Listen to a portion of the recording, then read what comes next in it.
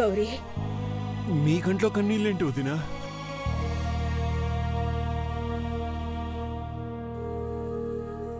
ఆ కన్నీళ్ళు చూడకూడదనే నేను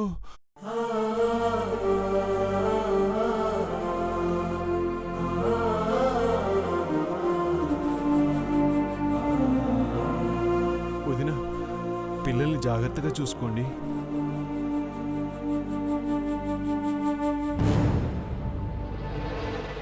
పాపం భవానీ దురుసుగా మాట్లాడుతుంది కానీ తన మనసులో ఏమీ ఉండదు.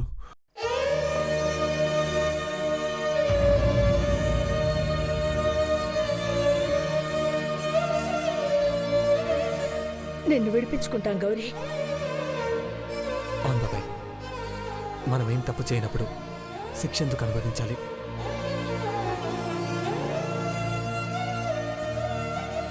లాయర్ గారు, తప్పు చేయలేదని ప్రూవ్ చేయడానికి ప్రస్తుతం మన దగ్గర సాక్ష్యాధారాలు ఏమి లేవు. అందుకే ఎలాగైనా ఈ కేసుని 4 రోజులు వాయిదా పడేలా చూడండి. తప్పకుండా సార్.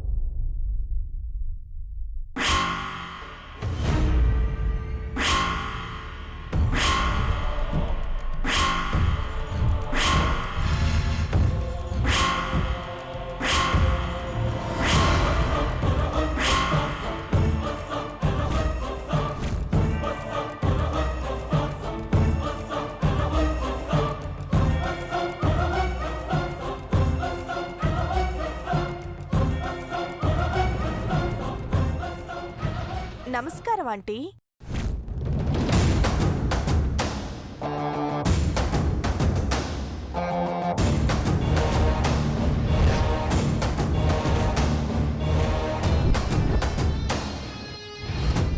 కోర్టులో కళ్ళకు గంతలు కట్టుకుని నిల్చున్న ధర్మదేవత కోర్టు బయట కళ్ళప్పగించి తన వాళ్లను చూస్తున్న ఘట్టమనేని ఇంటి దేవత. ఇద్దరు న్యాయం కోసమే ఎదురు చూస్తున్నారు. కాకపోతే ఆ దేవత వింటుంది, ఈ దేవత చూస్తుంది.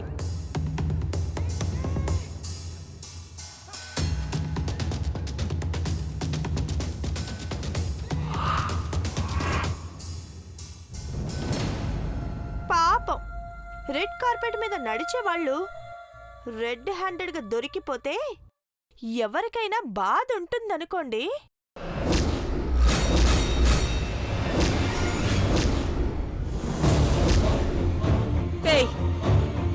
ఎందుకే ఇక్కడికొచ్చి రెచ్చగొడుతున్నావు? పోవే బయటికి. ఈ కోర్టు మీరాడుకునే టెన్నిస్ కోర్టు కాదు చిన్నాంటీ. న్యాయస్థానంలోకి బాధ్యత గల మనలాంటి పౌరులు ఎవరైనా రావచ్చు. మీలాంటి వాళ్ళు శ్రీకృష్ణ జన్మస్థానానికి వెళ్ళి రావచ్చు.